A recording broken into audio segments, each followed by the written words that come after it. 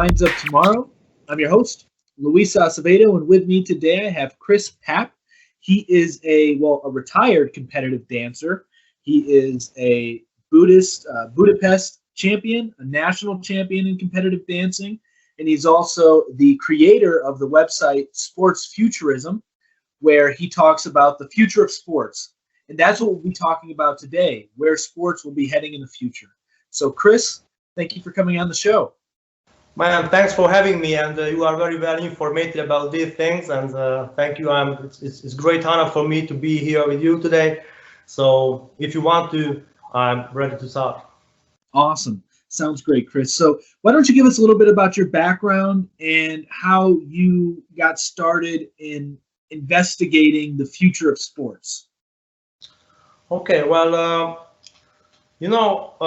I'm a sportsman, and one thing I haven't understood before is that sport doesn't want to look for its future, and future researchers didn't do anything about to research the future of sports or the sports in the future. What kind of aspects sport have in the future, and that's why I started sport futurism. So it's a very great thing. The sport futurism is registered by the National Intellectual Office here at Hungary, and sport futurism, became a kind of interdisciplinary area. So sport futurism try to catch things from scientific areas. But first of all, I focus three industries. These industries are the pharmaceutical industry, the food or nutrition industry, and the arms industry. So I think these industries, these researchers from these areas are mostly influenced our everydays. Because that's what we eat, that's how we talk now, and you know, right? For example, exoskeletons. I will talk about it later. It helps us a lot, and I believe that sport must be influenced from these areas as well. So that's what sport futurism is about. Maybe to research what kind of futures does it have? Because sport, I think, a very important thing. Mm-hmm. If we want to live a healthy life, if we don't want to be self-destructive, it's good if we are doing some sport. So that's what sport futurism is about. What kind of aspects sport have in the future? Right, and I think it's important to think about these things because, sports have evolved through human history, and now we're embarking on another innovation when it comes to sports. So, for instance, one thing that's really been interesting me is the thought of where esports will be going. And I actually discovered, drone soccer through your Twitter.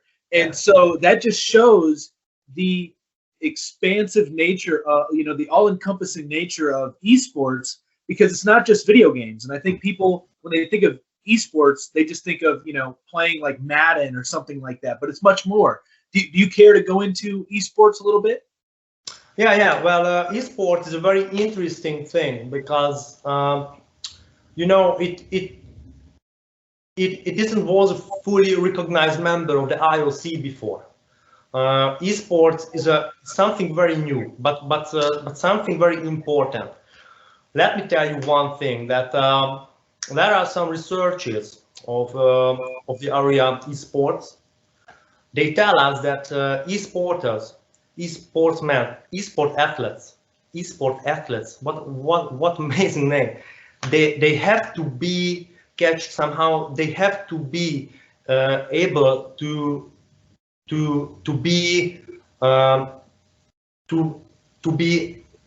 use the endurance of their body. to be strong, to be to produce speed if it's needed. So it's very interesting because, well, we are sitting here, and I think we know that we don't have to eat, we don't have to drink, maybe, because we are able to do this maybe 1 hour without drinking and eating. But when you have to sit 4 or 6 hours a day, if your body isn't able to do this, you may be getting tired much more faster, and this influences your performance during the games, during the shows, and so on. So you have to get stamina, endurance, speed, and strength to teach your body how to sit properly. So it's very interesting, and you know that without training, you cannot teach your body to how to do those motions, to how to maintain a posture. So e-sport, yes, yes, it's sport, and and we've got accidents in e-sports, you know, injuries, because if you do only one motion for a day during 4 or 6 hours, well, it's harm your body, so it's hurt you. So you have to prepare well if you want to be an e-sport athlete. And although that e-sport is a very, very new sport, you know, but I think it's got a big future. And so you grab this. I would like to grab one thing that I don't know you have heard about this, but you know DARPA. Yep. Yeah, DARPA has researches on e-sport players. They research their brain. How does it work during the games? And nobody knows what they want to do with these results. So what does it mean? And after a few years later, now in 2021, we have Elon Musk monkey with touchless playing a video game, only using its brain. So that's what future sports about. So that's what esports about. And I think it's very, very interesting, because if we see these things, we could stand up a trend where does sports going into the future. So it's, yeah, really good. Yeah, it is really interesting, and you make a really good point that it does require some training to be a good esport athlete. And I think one key aspect, or I guess a vital component of that, would be focus and concentration, because it would require a different kind of concentration as opposed to one playing a sport in the physical world, whether that be like basketball or football. There's a different kind of concentration when you're looking at esports, because it's more of a mental thing. And I know that there would be a tendency to sort of discredit esports, because, you know, we tend to think of sports using all of our body and being, you know, in the physical world. But if we think about it, sports are all about imagination, right? They derive from our imagination, and they're an art form, as I think you were alluding to earlier. So this is just an evolution of sports. And so I guess, but there is a distinction, though, between games and sports. And I think that that's going to be harder to define as we go further down the evolution of sports. So maybe you could define what the difference is between a sport and a game. Okay, yeah, it's true. Well, sports must maintain one very important thing. It must be a competition. Okay, so that makes everything clear, because you just have to think about chess. Yeah, so playing a chess game is a sport. It's a fully recognized member of the IOC. So for example, I know you're interested about VR and AR. Well, for example, these things, if you put on the VR glasses and you try to do a workout with your friend. Maybe he's sitting in another country somewhere. But if you want to compete with him, you can do it, because so from that point you try to compete with somebody. It became a sport. So that's what esport is about. I know it's so. As you said it before, for many people, it's just gaming, sitting and clicking the mouse, and so why does it sport? Well, those people, I say, try to do it for 4 and 6 hours and competing and being in that kind, you know, in that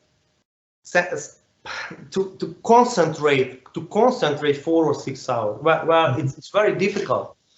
So I think it's it became a sport. It became a sport. Well, I didn't understand it before, but when I saw these researches and saw the results of these researches, what does an esports athlete have to do? I said that man, it's great. So it's so you push your body to the limit with this, right, and also your mind, yeah. Right, and I think it would be amiss of us if we did not define esports. So esports just means electronic sports. Yeah, okay. Yep.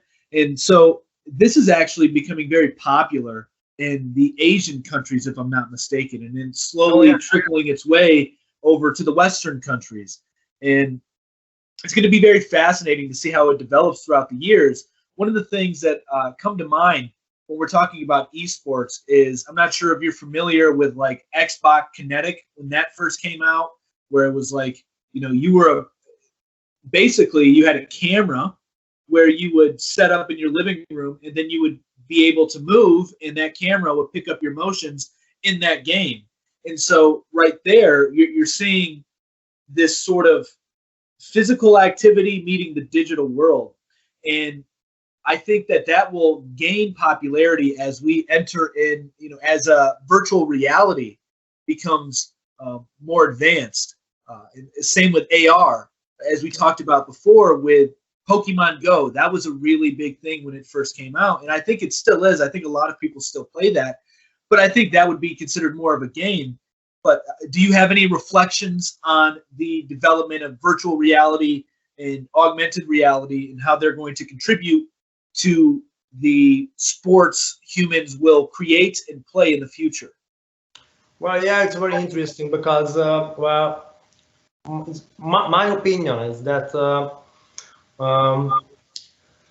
very big future in the, for example, virtual world, esport, as we're talking about. So it has individual sports. As you said before, you are in your room and you put on the glasses or stand in front of camera, and you can do a, for example, a workout, or my opinion is that in the future you don't have to travel for throwing events to okay, yeah. So you for example, throwing events, some of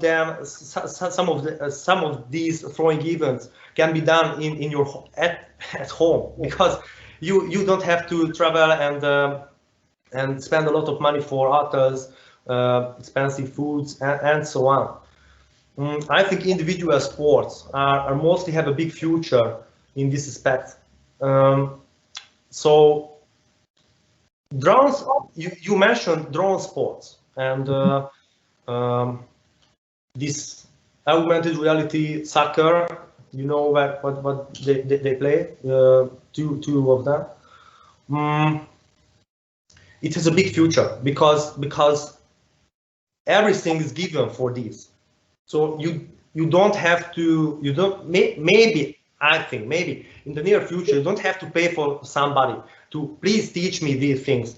Everything's on the internet. So I think, you know, knowledge in sport is not a secret anymore, because if we are different, because we are different in all things, and I don't want to teach you. You don't want to teach me. Well, you don't have to ask anyone now, because you can find it, you can buy it, you can use it, and you became a drone athlete or an e-sport athlete, and only have to buy these things. I know that these things now, or maybe the VR glasses, the kinetic systems, and so on, are a bit expensive for today's human, but just a few years, and anyone can reach these things. And only one thing, I don't know, you heard about Tesla Suite? I don't think I have, no. Tesla Suite, well, it's great. You know, you get a suite, put on yourself, and this suite, put on the VR glasses, grab them, and this suite is full of haptic sensors. So if you have a kick to your body, your face, it will kick you through the haptic sensors. So you don't have to train with your friend kickboxing, just enough to take this suit on, and you can feel anything else what you would feel in reality. Oh wow, that's really cool. Yeah, actually, I think I have heard of that. Isn't that the Tesla bot that they're talking about or something? No, it's not. As I know, it's not Elon Musk's company. If you ask this, no, it's completely different. Oh, okay. Yeah. It is called Tesla Suite, and it's so. Imagine that you buy a suit like this. Only once, yes, and it's very important. Sports doesn't have enough data to what to do properly. So when you have enough data, for example, you know your height, your weight, your ability, and you want to be a basketball player, and you're practicing throws. You put on Tesla Suite. You put your parameters in, and through these haptic sensors, these haptic signs, Tesla Suite teaches you how to do this shot properly. So for the end, you may learn. So you don't need anymore for a coach. Yeah? Right. You don't have to go down to the gym and ask your fans, oh well, man, how to do this throw. But why? You put your suit on and turn on your computer, choose the proper data you want to learn, and start, and you just have to practice these throws, and the suite teaches you how to do this properly. That's awesome, and it actually just lowers the barrier of entry for any sports as we develop, and I think that this is going to help a lot of people out. And another cool aspect of this that I was thinking about as you were talking is the decentralization of teams. You will no longer need to be in the same physical location as your team members to practice, to compete in tournaments, because of virtual reality, because of, just even today, people can go online and play video games with their friends across the globe. And it's an amazing thing. And this is just going to further develop as these technologies improve. And I think you said something really important too, that these technologies right now, while they may be expensive, but just like all other technologies, they eventually become accessible for the masses. And I think we're just on the cusp of that. I know that virtual reality headsets are improving dramatically. Same with AR abilities. Now, something else that I've been thinking about too when it comes to the future of sports is the enhancement of humans. And what I mean by that is whether it be genetic editing, gene editing, or it being something like an exosuit or an exoskeleton. So do you think, so we already see this new realm of sports being developed with esports. Do you see a new genre of sports being developed too once gene editing is widely available and used by a lot of people?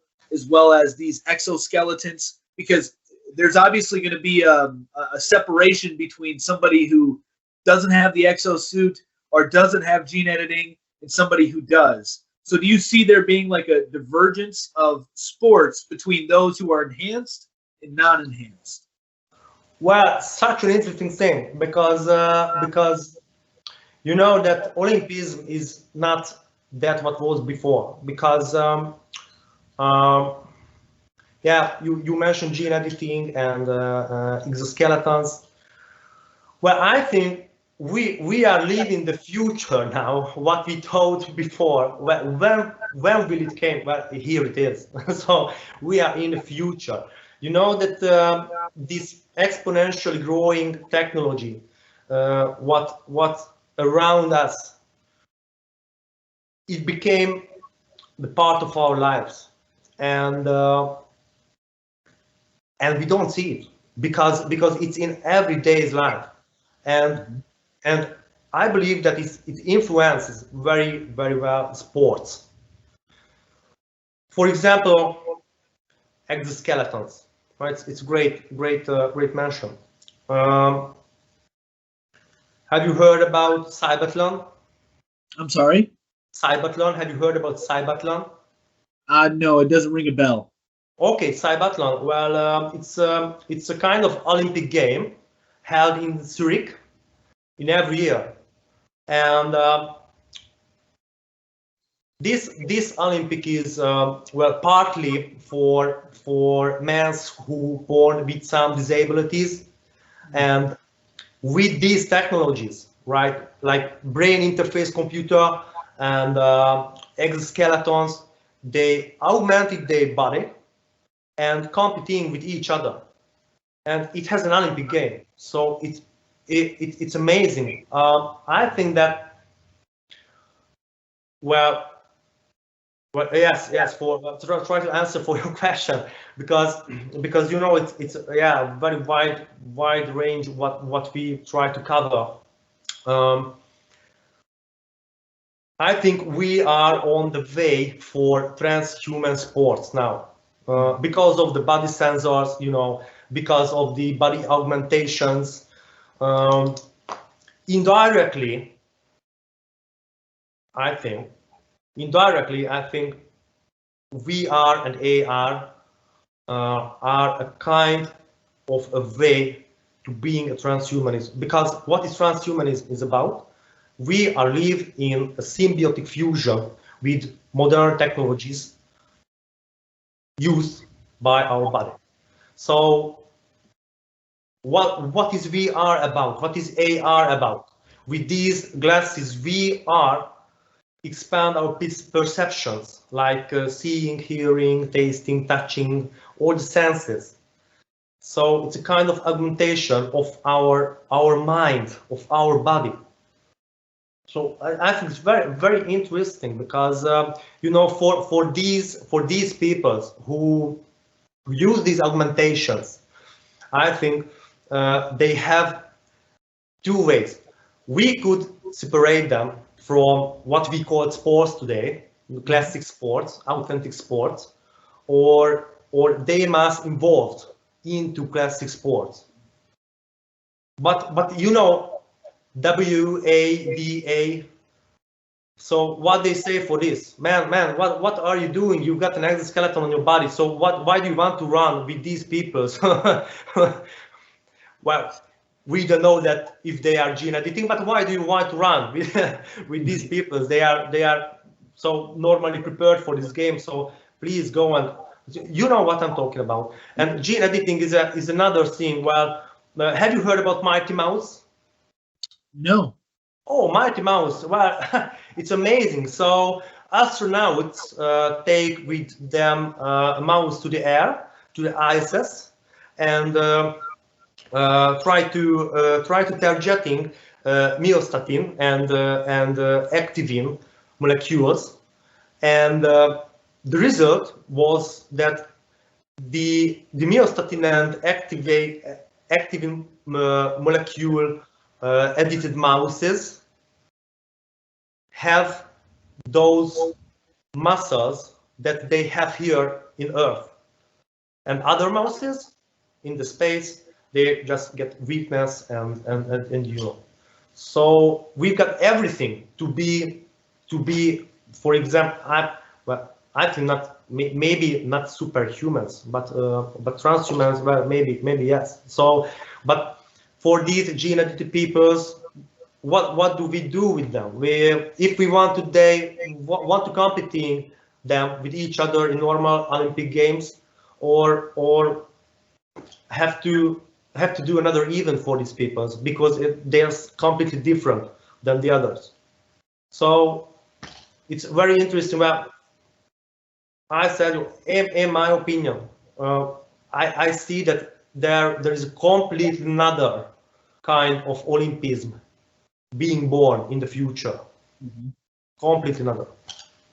You want to go into that a little bit? Like, what do you see being developed as far as a future Olympics, and with these enhanced humans, if you will, these transhumans, athletes? What kind of sports do you see developing right now, and how do you think they'll mature as time goes on? Okay, well, we talked about esports. I think I think that drone sport have a completely great area in this. Maybe you know, augmented sports. You know what I'm talking about? Maybe you have you heard about dodgeball with augmentation? Yep, I actually just watched the video on that. Yeah. Well, really cool. How cool is it? No, how cool is it? Yeah? Right. So yeah, like this. I mentioned drone sports, and well, and maybe we don't know it exactly, but gene edited peoples coming up fast, and they are being involved in these future Olympic Games. But from when do we know that they have some? Well, does it an augmentation or what? No, we don't know really what to do with this. And WADA, well, what they do with this? Can they measure? Can they measure? Because you're born with abilities, they are edited before, and you're born like and you live your life like a normal human. But when you focus an ability to improve, then the result is that you get a completely another human than the others. But you cannot measure that because it's in your genes. Right. Yeah, so that actually, go ahead. Okay. No. So that's it. Okay. Yeah. So that actually makes me wonder about steroids then, right? Because steroids are enhancing athletes right now, but there's a lot of contention around steroid usage in sports. A lot of people get banned for using steroids, and all they're doing is trying to enhance their performance. And what we're seeing now is this mass adoption. Well, it's not yet, but in the near future, we'll see this adoption of enhancing people and that being normal.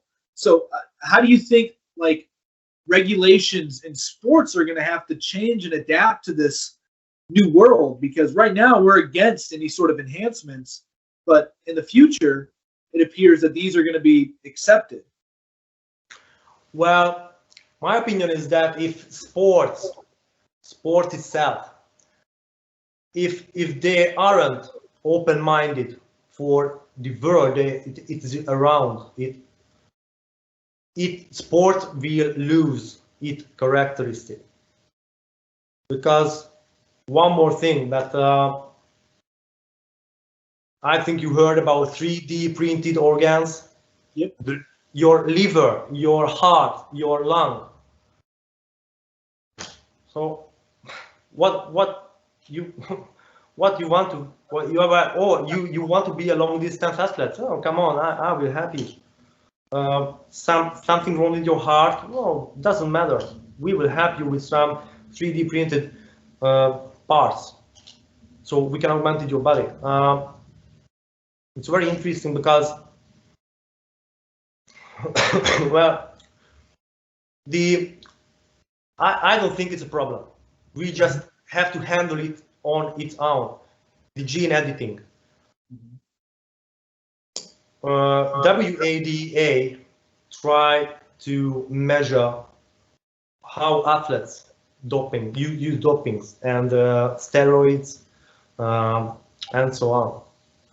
Well, in a figurative sense, it's a kind of an augmentation. So these athletes, I do an augmentation with their body. I think in the future, if, as I told it, if sport doesn't open-minded, WADA lose its control to measure the body augmentations because it goes professional. You may not see a faster, well, not maybe a faster brain, but strength, muscles, your stamina, your speed. So I don't know. Well, I think, yeah, sports problem is that it has closed their doors. So they must open up to the world and see what they can evolve to maintain the Olympism. As you see, the Summer Olympic Games, skateboarding. Well, what? But teenagers won these competitions with skateboard. So what are we talking about? Who knows what else come? What else coming? And sport have to be open-minded, much more better than now. I agree with that. I mean, if you think about it, it's probably no different. Well, I mean, it is a little bit. I can see it. However, working out, exercising, you're augmenting your body, you're improving, you're enhancing your body, whether it be stamina, your strength, etc.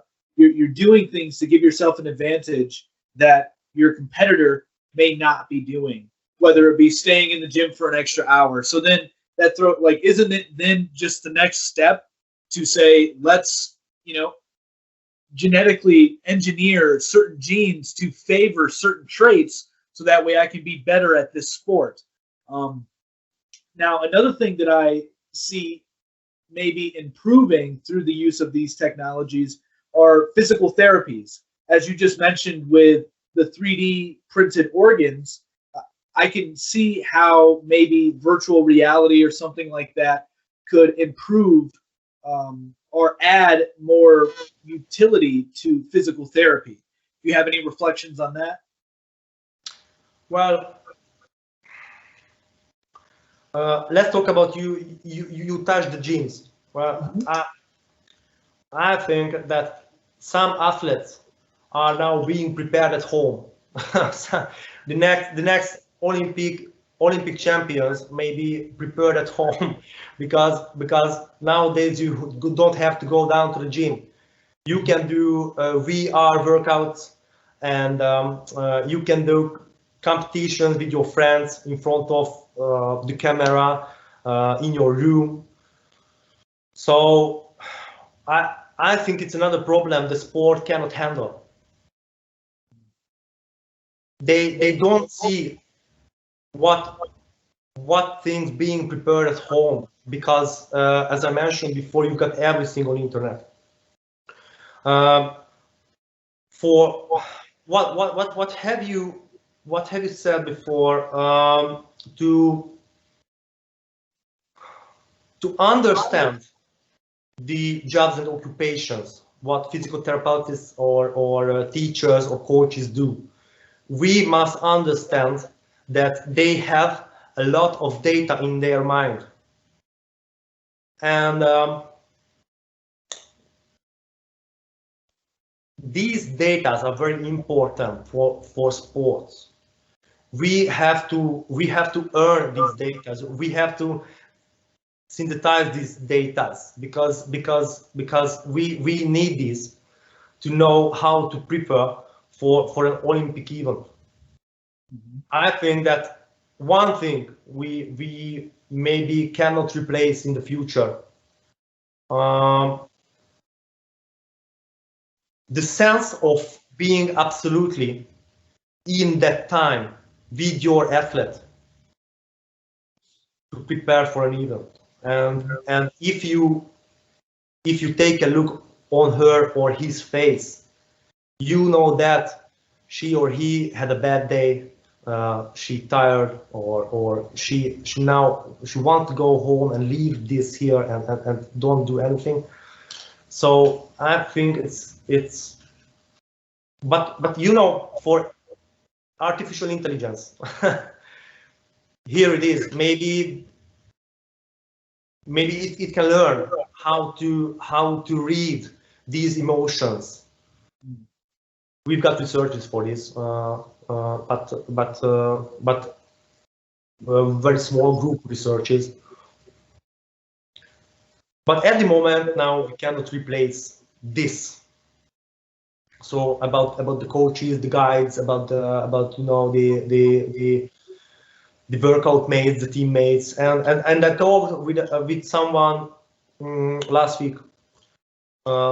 Told him that have you heard about this maybe this haptic suit, you know, Tesla suit that I mentioned before, come to our everyday life, and how amazing that you get a like on Facebook and you don't have to see it, the suit will hug you, so you got this car with a haptic hug, and he said that, oh man, it's terrible, but terrible, but I would like to see this heart. It's on the screen, and I would like to see and read, and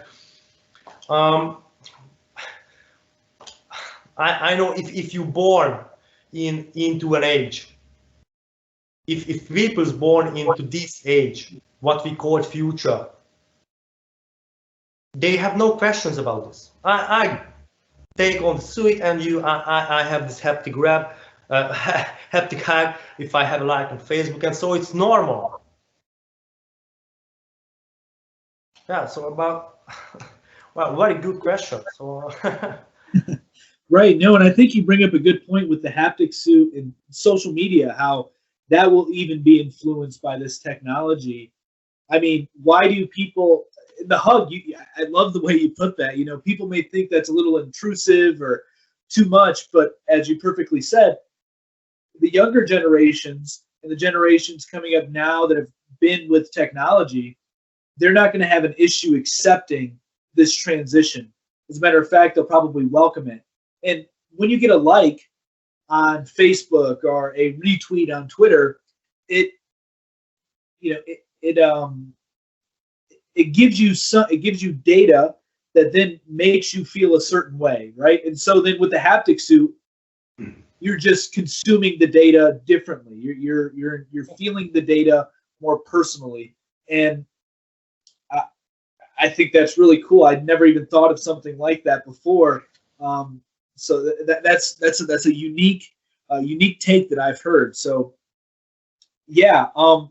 Now going back to the gene editing, one thing that is concerning is the potential for humans to eventually one day be specifically bred to be athletes, where we have, we breed horses, we breed dogs, we breed different animals to do different things, whether it be something like fighting. I know that's not really condoned, but whether it be dog fighting, dog racing, horse racing, things of this nature. So how do you see that developing, and what's your opinion on it, whether it be right, wrong, or it's just a part of life as far as humans being bred to do certain sports?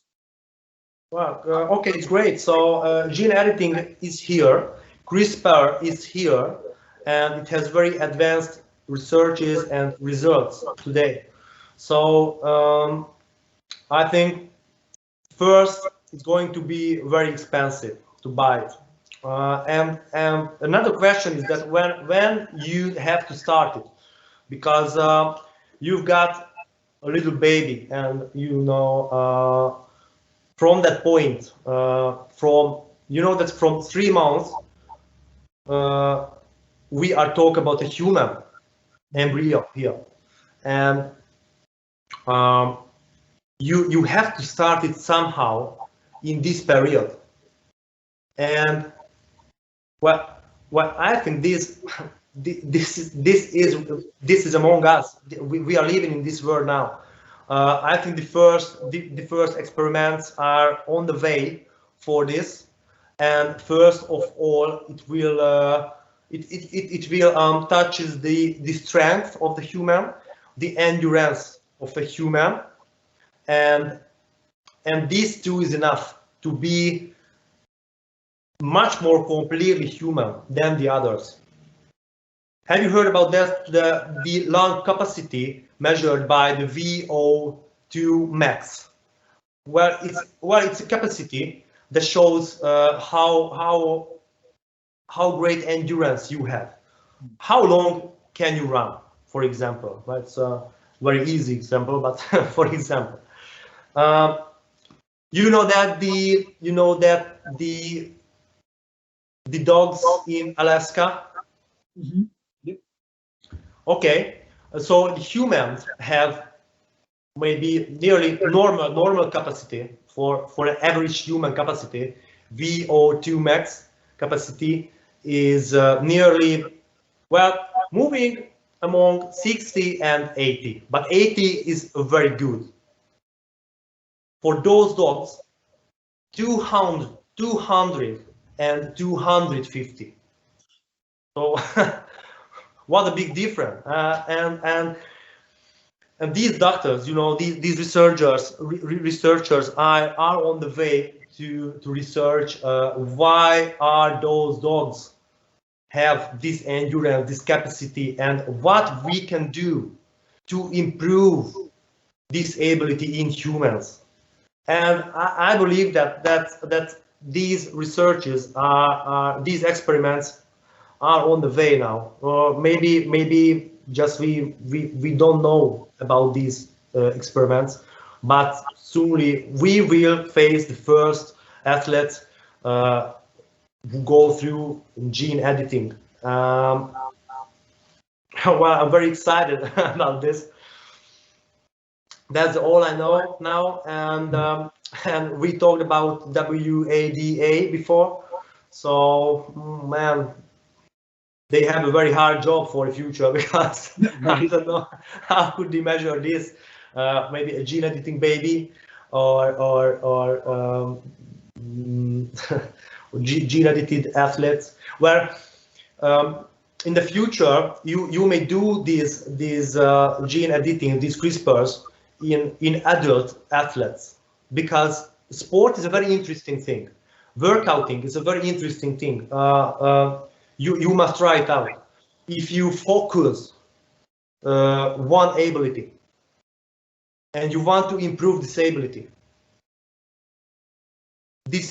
going to grow. If you try to focus on another ability, that ability will going to grow, because your body is a mixed body. Every human body is a mixed body. I know that, okay, we have borders, so I cannot be an Arnold Schwarzenegger and so on. But if I want to gain muscle, I can do it within objective borders. But I can do it if I focus on another ability. I can do it. I can improve it. So if you just editing a very, very small part of this gene, you know that if you want to block an area that doesn't let you to be strong, okay, and if you focus how to be gain muscle, you can do it, and you'll be much more completely different but other humans with normal muscles. but you won't ask for God, oh please give me big muscles and I want to do this. Just no, that just one section of this little gene editing could be result of very big change in human bodies. Right. And I think that there would be a concern, or at least some negative feedback, when it comes to the gene editing at large. People tend to, at least in today's world, see it as a thing going against nature. You know, you jokingly mentioned praying to God, and some people think that by editing our genetic makeup, we're going against God, we're going against nature. Do you have any reflections on that, as far as, you know, related to sports, and how we're going at, you know, that argument that we're trying to go against nature and what is already created? Oh yeah, absolutely. Yes, you're right, and I think that we are now the gods of our results in a competition. Yeah, because you've got everything what can help you to improve your performance. Everything, and it's, well, it doesn't so expensive that it was before. You can buy these things. Like the MIT's body sensors, or if you have a look on MedGadget articles about body sensors. So have you heard about the capsule? You drink the capsule, and it measures your core temperature. No, I haven't. Within your stomach, yeah, and you can see your core temperature through Bluetooth, and it's on the screen of your iPhone. So you've got everything. We have now everything to improve our performance. So we are the gods of our performance now. Only you have to find the proper way to select those things. What do you need really to be fast, strong, or to get stamina, and so on? So I think we are living in a very interesting and very rapidly changing world today, and yes, you're right. We are the gods of our performance. We are, through this, we are the gods of our results in sports, and I think from now, an average people with a little or much more help, it depends on.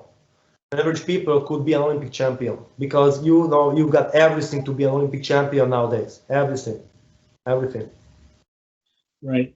And I think that not only will this change sports by and large, all these technologies that we're discussing right now, like that drink you were talking about, that I would like to know more about that in a second, like how that actually, if you know how that actually works. Is there like nanotechnology in it or something that can pick up your core temperature? Oh, okay, cool. Nanotechnology, absolutely. You're right. It's nanotechnology. It's about nanotechnology. That's another way that nanotechnology. Well, the big problem is our brain. How does it work? And the blood. I believe that also soon we can replace our blood with nanotechnology-based viscosity, viscose liquid that help us to transfer information between our organs inside our body. So nanotechnology it's amazing nowadays. If you're looking for an article in Nature, maybe it's full of nanotechnology that we are using today. So nanotechnology is here. Yeah. It's another great aspect that sport. It's another great area the sport could involve to itself, and it will help a lot to improve our performance. And I think it would help people as well with disabilities in multiple ways. what I think you shared an article on your Twitter of a man who had a knee, or a bad knee, and had an exoskeleton or something that helped him regain functionality in his knee and more strength. So while there are concerning things of it, myself, I think of these things as, I don't think of them as good or bad. People are going to do what people want to do, and they're tools that one could use if they so wish. But my only concern would be, are these technologies really enhancing human ability, or are they acting more as a, like a restoration tool, where they can, like the guy with the knee, where it's not really enhancing him, but rather it's restoring normal functionality to what was a damaged body part. So will these technologies actually be able to compete with human nature itself and human physiology as it is? I know that there, as we're talking about, there's enhancements, but will those enhancements do, the question is the long-term effects of those enhancements. What negative effects will they have, as opposed to somebody who didn't get the enhancements? Would they have, a longer health span, or would their health span not be as long and vibrant as somebody who didn't? So, those are questions that I ask, and I'm sure a lot of other people would be wondering that as well, because technology is something a lot of people fear. And I don't think that's the right approach. I think that technology is a neutral thing. But yeah, so I don't know if you have any reflections on that, and if that was clear enough. Okay, well, you've touched such a well, lots of things, and these things are amazing. So it's a very good question also. Too, I think if you use these technology properly, these technologies are good for humans. But if you use an exoskeleton for a week or for a month, for a year, you destroy our muscles, because these muscles don't have to work anymore. Mm-hmm. Because the mechanics, there are the mechanics, what helps you. Exoskeletons also very interesting thing. Know this.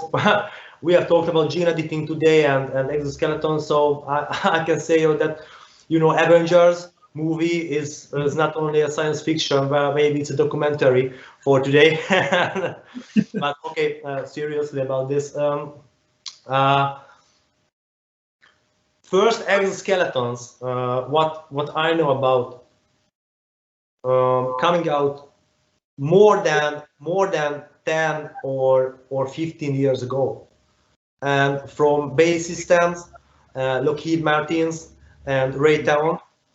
These are sorry, these are big industries in the arms industry, and they make these exoskeletons to improve human performance, focused on human strength. And I think these advanced research, these advanced results, for example, exoskeletons, could help you a lot. But as you mentioned, that where is the point from that I have to use these exoskeleton, and where is the point that from now I don't have to use this? Mm-hmm. It could teach you a lot of things in motion, in moving, how to move properly, how to walk upstairs properly, and so on. But you can lose your muscles, you can lose your ability, the ability to walk on your own. So it could be dangerous if we don't use these things properly. So we are always back we are always back on human thinking. What do we think? What do we think is properly? What do we think is good? From what point it helps us? And it's very interesting. That's also we are talking a lot of interesting things today. who helps us to find what is good for your body? And who tells us that, man, don't use this anymore because you don't need this or that or and so on. You know what I mean? So it's hard to decide. It is. Like there's a lot of criticism today with you talk with older generations about like the smartphones, and they will criticize the younger generations because they don't have to remember phone numbers anymore. They're not using certain parts of their brains that they used to back before technology had advanced to where it is today. But arguably, it has helped us, be able to do other things that are equally as important or even more important than remembering a phone number or remembering an address. Yeah. I know personally I'm guilty. I'm horrible at directions. Like I can tell you where to turn. I couldn't tell you street names or anything like. So I guess I'm just horrible at giving you like street names or anything like that. I'm so dependent on my GPS, and maybe that's a flaw. But then it allows me to be able to worry and consider other things that may be more of an importance in my life directly. And so with these technologies that we're discussing, it'll also free up, I think, the human mind and consciousness at large to explore other things in this world that maybe we're not focusing on right now. And so it's really incredible what's taking place right now. And just circling back to esports, most people I don't think are aware of the fact that a lot of the traditional sports, their viewership is going down. Personally, I don't watch many sports, but I have no issue watching somebody play a video game that I like, a video game that I enjoy playing. I have no issue watching somebody do that, or watching somebody explore virtual reality, different games and stuff like that, or that dodgeball that we were talking about, that AR, that mixed reality. That to me was interesting. But a lot of traditional sports I have a hard time getting into, and I feel like a lot of other people who are around my age, I'm 25, so I feel like a lot of other people would be more interested in the esports or in this new in this new world of sports that we're exploring. And I think that it's touching everywhere. So it's not just like, esports, but dancing. As you were a competitive dancer. I saw some videos of dancers incorporating certain visual effects, like illusions, with their dance moves. Like they look like little like dots, which would move with them. They would collapse onto them. It was like augmented reality or something, and that was really cool. So it's touching every facet of sports. And so I don't know if you have any reflections on that. I know I covered a lot there too, but wow, it's amazing. You know that these new sports are coming up fast because and it's very simple.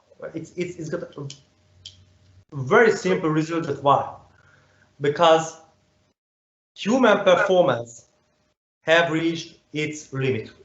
So it's on the limit now, and who wants to compete with milliseconds, And these young guys say that, man, okay, thank you, I'm tired, I'm getting wet, and it's enough for me for today. I want to go home. Oh man, but where are you going? We've got more than 30 minutes. No, thank you. It's enough for me for today, so I have to go home. So it's done, and humans looking forward for something different, and try to maintain the sport, try to maintain competing, and try to transfer this competition, this competing into another sports like esports have been talked about. Well, dancing is another interesting thing because have you saw the robot, the dancing robot? Yes, I have. So what are we talking about? It's here. So you don't have to go down to dance schools and learn the steps. you just grab this robot and it will take you through these steps that you have to know. So I thought that we are in the future now that we're waiting for. So this future is here. We've got everything to improve our performance. And well, how does it affect sports, ancient sports or classical sports? It's another interesting thing because some sports, I think they are going to disappear. Some sports are going to transfer a very different way, and we maybe win some another new sports in Olympism that we haven't got before. So these three ways, what I see the sports have in the future. And I think you touched on something really important when you were talking about athletes not really being impressed with milliseconds, right? Yeah. Like just millisecond gains. And if we look at the world of finance right now, we're seeing an exponential growth in cryptocurrencies, which just make people profits a lot quicker than the traditional system. And so in today's world, it moves a lot faster. And I've heard what we're living in today being the exponential age. And sports are not excluded from experiencing this exponential growth from technologies. That's what I think you're alluding to, is that there's going to be a massive growth, and there's going to be, and we're going to reach new heights essentially. Yeah, exactly. And you know what? You can do your bets in sports using bitcoins. So it's also here. Right. Now, what do you think about this? Is just a little fun question for you. The metaverse. Are you familiar with that term?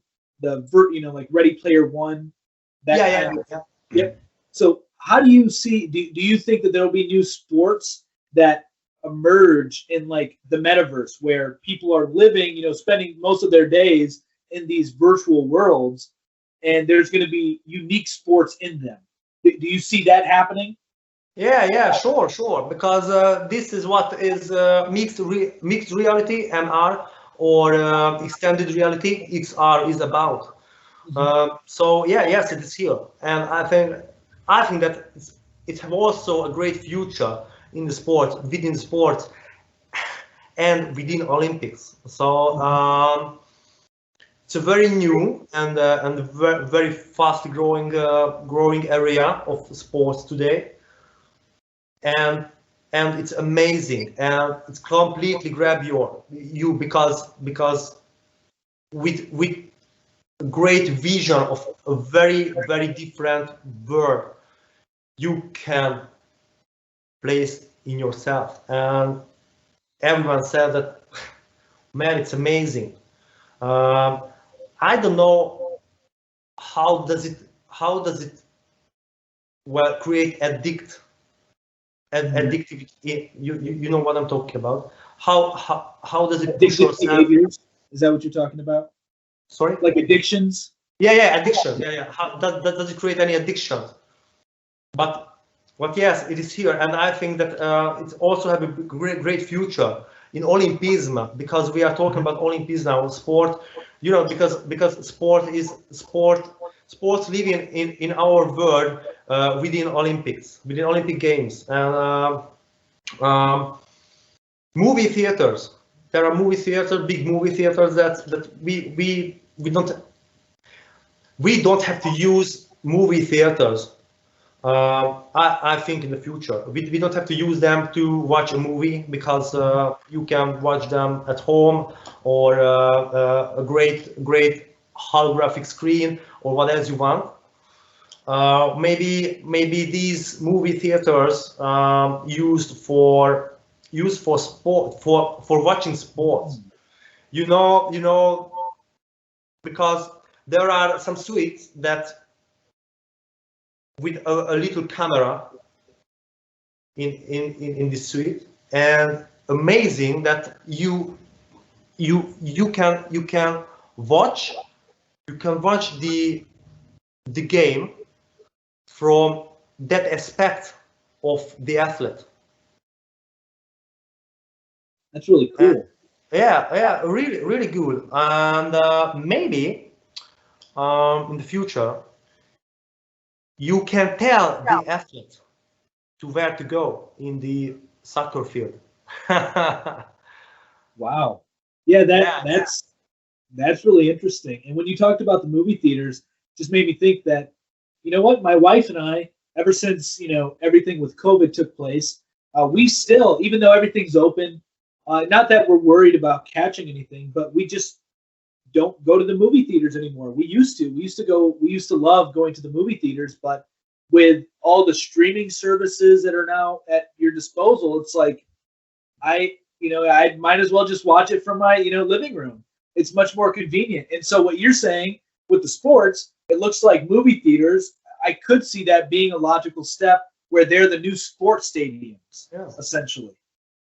yeah, because if you take a look for Formula One, these beautiful races. Okay, so you buy your expensive ticket, you go to the event, traveling a lot, you sit in a chair, and you see this, and nothing happens for for maybe long minutes, and you told yourself, you say for yourself that, man, why should I go out there?